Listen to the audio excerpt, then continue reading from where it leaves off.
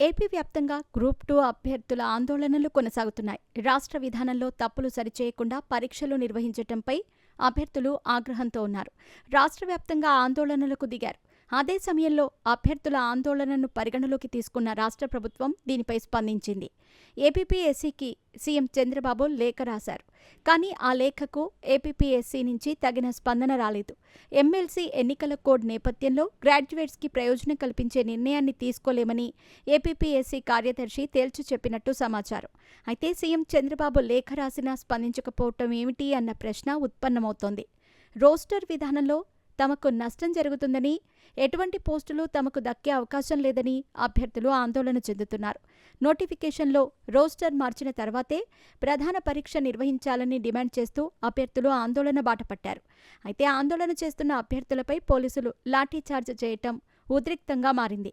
దీనిని వైఎస్సార్ కాంగ్రెస్ పార్టీ ప్రచార అస్త్రంగా మార్చుకుంది. సోషల్ మీడియా వేదికగా పెద్ద ఎత్తున ప్రచారం చేస్తోంది. మరోవైపు దీనిపై స్పందించారు వైఎస్సార్ కాంగ్రెస్ పార్టీ సీనియర్ నేత బొత్స సత్యనారాయణ. గ్రూప్-2 అభ్యర్థుల వ్యవహారంపై ప్రభుత్వ వైఖరిని తీవ్రంగా ఖండిస్తున్నామని చెప్పారు. ఈ గందరగోళానికి ప్రభుత్వమే బాధ్యత వహించాలని ఆయన డిమాండ్ చేశారు. ఒకవైపు వాయిదా వేయిస్తున్నామంటూ చెప్పి మరోవైపు తమ చేతుల్లో లేదని చెప్పటం ప్రభుత్వ అసమర్థతకు నిదర్శనం అన్నారు. నిన్న అభ్యర్థుల అభ్యంతరాలను పరిగణలోకి తీసుకుంటున్నట్లు విద్యాశాఖ మంత్రి ట్వీట్ చేశారని, ఇప్పుడు మళ్లీ ఇలా అభ్యర్థుల జీవితాలతో ఆటలాడుతున్నారని ఆందోళన వ్యక్తం చేశారు. అయితే రాష్ట్ర వ్యాప్తంగా ఆందోళనలు నెలకొన్న నేపథ్యంలో AP deputy CM Pawan Kalyan ఎక్కడా అన్న ప్రశ్న ఉత్పన్నమవుతోంది. ఇప్పటికే చంద్రబాబుతో పాటు లోకేష్ గ్రూప్-2 మెయిన్స్ పరీక్ష నిలిపివేసేందుకు ప్రయత్నం చేశారని, కానీ జగన్ సర్కార్ చేసిన తప్పిదంతో వీలు కాలేదని టీడీపీ కూటమి శ్రేణులు సోషల్ మీడియా వేదికగా రియాక్ట్ అవుతున్నాయి. అయితే ఇటువంటి క్లిష్ట సమయంలో డిప్యూటీ సీఎం పవన్ కళ్యాణ్ ఇంతవరకు ఈ అంశంపై స్పందించలేదు. దీంతో డిప్యూటీ సీఎం ఎక్కడా అని ప్రశ్నించేవారు ఎక్కువ అవుతున్నారు. సోషల్ మీడియాలో సైతం ఆయనపైనే ప్రశ్నలు ఎక్కువగా వస్తున్నాయి.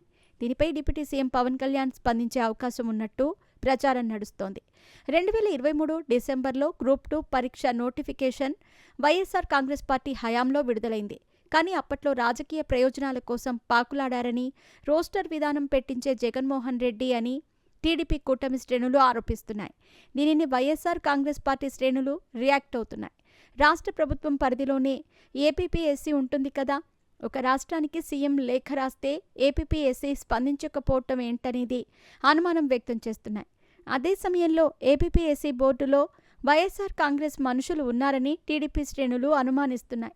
ఇటువంటి గందరగోళ పరిస్థితుల నేపథ్యంలో డిప్యూటీ సీఎం పవన్ ఎలా స్పందిస్తారు అన్నది ఇప్పుడు హాట్ టాపిక్ అయ్యింది.